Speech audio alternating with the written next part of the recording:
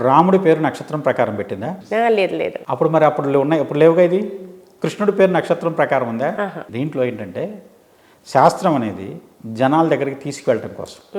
ఇప్పుడు శాస్త్రం తెలిసినవాడు లేకంటే అవగాహన ఉన్నాడు. ఇప్పుడంటే ప్రతి ఒక్కళ్ళ ఇంట్లో పంచాంగము క్యాలెండరు ఉంటుంది. అంతకుముందు రోజుల్లో కేవలం ఆకాశాన్ని చూసి ఇవాళ ఈ నక్షత్రం అని చెప్పేవాళ్ళు శాస్త్రం తెలిసిన వ్యక్తులు. ఎందుకంటే చంద్రుడి యొక్క సంచారం ఎలా ఉంది, దాన్ని బట్టి చంద్రుడి యొక్క గతిని చూసుకొని ఆ ముహూర్తం కూడా ప్రతి ఒక్కరికి వాచి ఉండేది కాదు. సూర్యోదయాది ఇన్ని గడియలు ఈ ముహూర్తం అని చెప్పేసేసి, లేదంటే ఎన్నో జాములో వివాహమనో ముహూర్తమనో చెప్పేసేసి రాత్రి అయితే ఇలా జాములు లెక్క గడియల లెక్క విగడియల లెక్క చేసుకుంటూ చేసేవాళ్ళు. అప్పుడు ఆధారం నక్షత్రాలు చంద్రుడి, వాటిని చూసి నిర్ణయించేవాళ్ళు తిథిని. అలాంటి పరిస్థితుల్లో వాళ్ళకి ఆధారమైన నక్షత్రం సాధారణమైన వ్యక్తులకు ఆ జ్ఞానం లేనప్పుడు వాళ్ళ నక్షత్రాన్ని గుర్తుపెట్టుకోవటం. ఇప్పుడు చాలామందికి నోరు తిరగదు. ఆ రోజు ఉన్నటువంటి అందరికీ విద్యాపరమైనటువంటి ప్రమాణాలు అంతగా లేని కారణం చేత నోరు తిరగదు. అందువల్ల ఏంటంటే జన్మనామం అని, ఇప్పుడు తెలంగాణ ప్రాంతంలో కనుక మీరు చూస్తే ఏమీ తెలియనోడు కూడా నా జన్మనామం ఇదని చెప్తాడు. దాన్ని బట్టి నక్షత్రం ఏంటి, జన్మ నక్షత్రం తెలిసిపోతుంది. అంతే, పేరును బట్టి నక్షత్రం తెలుసుకోవాలి. ఆ రోజున జన్మ నక్షత్రం నిర్ణయించాం కాబట్టి, ఆ నిర్ణయించిన జన్మ నక్షత్రంలో పుట్టిన దానికి ఈ పేరు పెట్టాం కాబట్టి, ఇప్పుడు ఎవరి దగ్గరికైనా వెళ్ళి నీ పేరు ఏంటి, నా పేరు ఇదండి, జన్మనామం ఇదని పెట్టారండి అని చెప్పారనుకోండి, జన్మనామం ప్రకారం జన్మ నక్షత్రం తెలుస్తుంది. ఇది ఒక గుర్తు కోసం పెట్టిందే తప్పితే శాస్త్ర ప్రకారం నిర్దిష్టంగా శాస్త్రీయంగా ఇది ఖచ్చితమైంది కాదు. మధ్యలో ఏంటంటే ఎవరో ఒకళ్ళు దీనికి నక్షత్రాల పేర్లు అయితే గుర్తుపెట్టుకోవడానికి అవకాశం ఉంటుంది. ఇప్పుడు మీరు గమనించండి, మనకు మొదటి నక్షత్రం అశ్విని అంటున్నాం, కానీ ఆకారం కృతిక నుంచి మొదలవుతుంది. నక్షత్రేష్టి కూడా కృతిక నుంచి మొదలవుతుంది.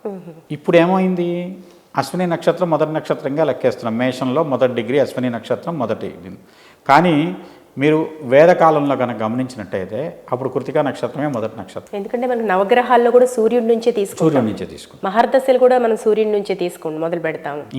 ఇంకా ప్రాచీన కాలానికి వెళ్తే మిథునంలో సృష్టి ప్రారంభమైంది, మిథున రాశిలో. ఎందుకంటే పురుష ప్రాధానమైన శివుడు ఆరుద్ర నక్షత్రం, స్త్రీ ప్రాధానమైనటువంటి దేవతాశక్తి పునర్వసు నక్షత్రం అదితి. వీళ్ళకి వాళ్ళిద్దరి యొక్క నక్షత్రాలు కలిగిన మిథున రాశి యుగ్మం, అంటే స్త్రీ పురుషులు కలిసినటువంటి రాశి. సృష్టి ప్రారంభమైంది ఆ రాశిలో. అక్కడి నుంచి ప్రారంభమైన సృష్టి కొంతకాలానికి మొదటి బిందువు, ఇప్పుడు అక్షచలనం అయినాంశ అంటున్నాం కదా, అయినాంశకు మారుతూ ఉన్న పరిస్థితుల్లో కాలంలో ఇప్పుడు అది వచ్చేసేసి ఇప్పుడు మనం గమనిస్తున్నది మేషరాశిలో ఉంది. మధ్యలో కృతికా నక్షత్రం దగ్గర నుంచి ఉంది, తర్వాత మేషరాశికి ఉంది. తర్వాత ఇప్పుడు కనుక ఖచ్చితమైనటువంటి లెక్కలు తీస్తే కనుక అది మీనరాశిలోకి వచ్చేసి ఉంటుంది. రేవతి నక్షత్రంలో ఆ విధమైనటువంటి గణన కూడా చేశారు. అంతే. ఇక్కడ ఏంటంటే అండి, కాలంతో పాటు అన్నీ ఒకే రకంగా నిర్దిష్టంగా గడవవు. ఎందుకంటే అలా అయితే 360 రోజులే ఉండాలి, 365 రోజులు.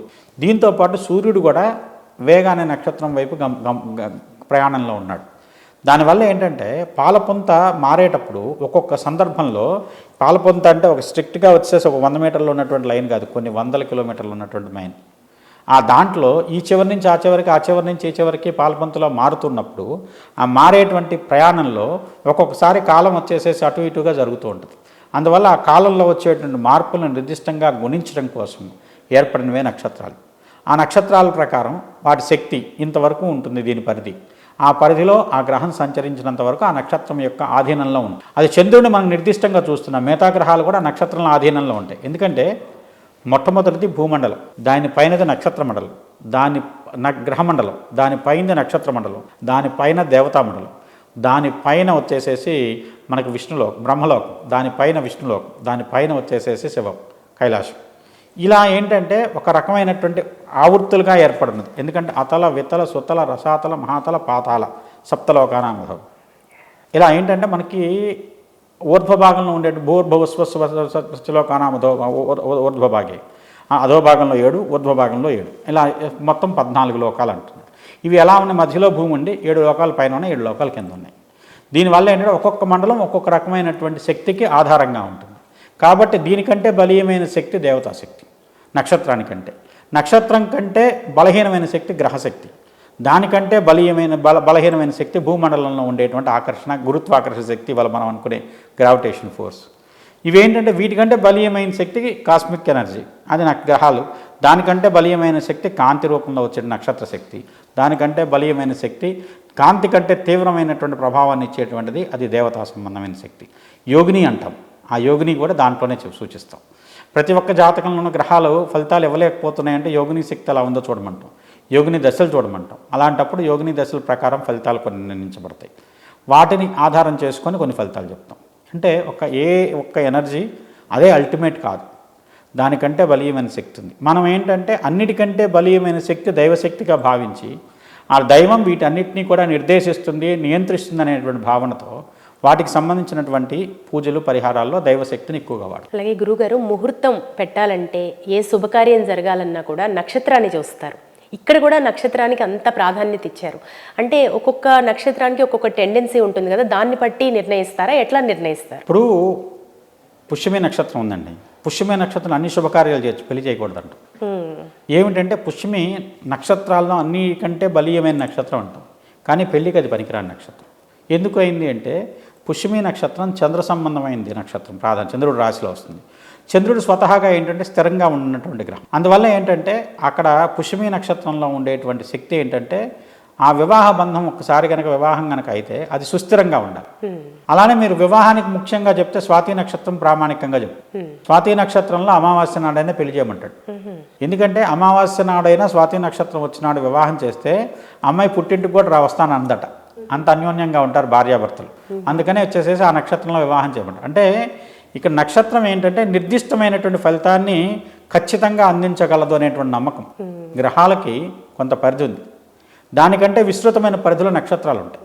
దానికంటే విస్తృతమైన పరిధిలో గ్రహాలు, లగ్నాలు మనం ఏవైతే మనం చెప్తున్నామో వాటి యొక్క విస్తృతమైన పరిధిని నిర్ణయించే దేవతలు ఉంటారు. అందువల్ల ఏంటంటే దేవతల అనుగ్రహం కావటానికి దానికి ఒక రకమైన సులభమైన మార్గం కానీ సూచన కానీ వీటి ద్వారా మనం గుర్తించడానికి అవకాశం ఉంది. అందువల్ల ఆ గుర్తించడం కోసం నక్షత్రాన్ని ఎక్కువ ప్రామాణికంగా తీసుకొని ఫలానా నక్షత్రంలో ఫలానా శుభకార్యం చేయండి. ఇప్పుడు కొంతమంది ఉన్నారు ఇబ్బంది పడ్డా కూడా మళ్ళీ ఆ నక్షత్రాల వల్ల బాగా తీవ్ర స్థాయిలో మళ్ళీ అంతకంటే బలీయమైన శక్తిగా ఎదుగుతారు. ఫీనిక్స్ పక్షి అంటారు కదా, ఎన్నిసార్లు కింద పడ్డా మళ్ళీ పైకి లేచి తన పూర్వం కంటే విస్తృతమైన శోభను పొందగలుగుతుంది.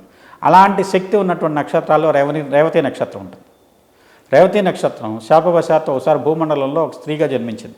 జన్మించిన తర్వాత ఆ శాపంలో ఉన్నప్పుడు కూడా కలిగిన సంతానం ద్వారా పేరు ప్రఖ్యాతులు పొంది మళ్ళీ నక్షత్ర మండలాన్ని పొందగలిగింది. ఆమె కలిగినటువంటి సంతానమే రైవస్వత మన్వంతరం అంటాం కదా, ఆ రైవస్వతుడు రేవతి నక్షత్రానికి కలిగిన సంతానం కాబట్టి రైవస్వతుడు అయ్యాడు. కాబట్టి అంత విశేషమైన శక్తి రేవతి నక్షత్రంలో ఉంటుంది. కాబట్టి ఏంటంటే ఒక్కొక్క నక్షత్రానికి ఒక్కొక్క స్వభావం ఉంది. పునర్వసు నక్షత్రంలో ఏ పని చేసినా అది రిపీట్ అవుతుంది. అంటే ఒక రాశిలో 3 పాదాలు, ఒక రాశిలో 1 పాదం ఉన్నటువంటి నక్షత్రాలు ఉంటాయి, త్రిపాది నక్షత్రాలు ఉంటాయి. అది రిపీట్ అవుద్ది పని. ఇప్పుడు సపోజు ఒక వ్యక్తి ఒక ఇల్లు కట్టాడు, రేవతి మనకి పునర్వసు నక్షత్రంలో గృహప్రవేశం చేశాడు, మళ్ళీ ఇంకో ఇల్లు కట్టే యోగం వస్తుంది. అది 3 సార్లు రావచ్చు. త్రిపుష్కర యోగం, ద్విపుష్కర యోగం. ద్విపాది నక్షత్రాలు అంటే ధనిష్టా నక్షత్రం, చిత్తా నక్షత్రం, అలానే వస్తుంది మృగశిర. అంటే ఒక రాశిలో 2, ఒక రాశిలో 2 నక్షత్రాలు, 2 పాదాలు ఉంటాయి. అలాంటివి ద్విపాది నక్షత్రాలు. ఇవి ఏమిటంటే ఒక బలీయమైనటువంటి మళ్ళీ రిపీట్ అయ్యే యోగం, దానికి కారణమవుతాయి. పునర్భూ అంటాం. అంటే ఆ పని ఒకసారితో అవ్వదు, మళ్ళీ రిపీట్ అవుతుంది. అందుకని మీరు గమనించినట్లయితే ఎవరైనా అధికారం కోసం వచ్చినప్పుడు అలాంటి నక్షత్రంలో మీరు ప్రమాణ స్వీకారం చేయండి అని చెప్తాం. చేస్తే ఏమవుతుంది, మళ్ళీ తర్వాత కూడా ప్రమాణ స్వీకారం వాళ్ళకే అవకాశం వస్తుంది. అంత బలీయమైనటువంటి ప్రభావం చూపెడతాయి. అంత శక్తి నక్షత్రాలకు ఉందంటారు. 100% ఉంది నక్షత్రాలు.